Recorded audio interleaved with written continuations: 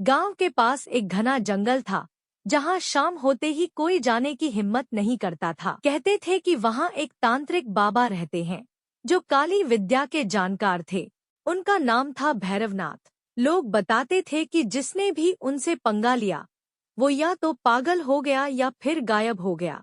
गांव में रामू नाम का एक युवक था, जिसे इन अंधविश्वासों पर विश्वास नहीं था। वह हंसते हुए कहता, अरे भाई, ये सब बकवास है, कोई तांत्रिक वांत्रिक नहीं होता।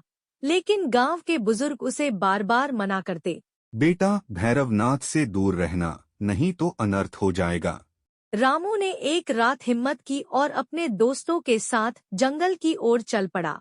उनके हाथों में मशालें थी। जैसे ही वे जंगल में पहुंचे, ठंडी हवा चलने लगी और पेड़ों की शाखाएं अजीब तरह से हिलने लगी। अचानक उन्हें दूर एक झोपड़ी से लाल रोशनी दिखी। वे धीरे धीरे झोपड़ी की ओर बढ़े। जैसे ही उन्होंने अंदर झांका, देखा कि एक बूढ़ा आदमी आग के चारों ओर बैठा था और मंत्र बुदबुदा रहा था। उसके सामने एक मिट्टी की गुड़िया रखी थी, जिस पर किसी का नाम लिखा था। रामू गौर से देखता है और चौंक जाता है, वह नाम उसी का था।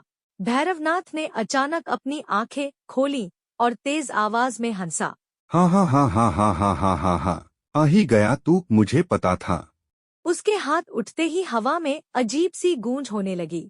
रामू के दोस्तों ने डरकर भागना शुरू कर दिया, लेकिन रामू के पैर जड़ हो गए। भैरवनाथ ने रामू की ओर देखा और कहा, जो मुझे झूठा कहता है, वह मुझसे बच नहीं सकता।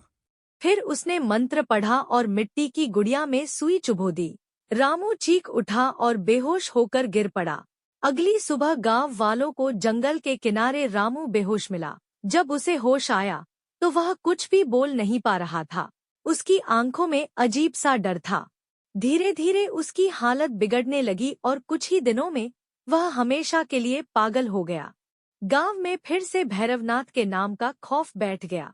कोई भी रात में जंगल की तरफ जाने की हिम्मत नहीं करता था। कहते हैं कि जो तांत्रिक से टकराता है, उसका अंजाम बुरा ही होता है।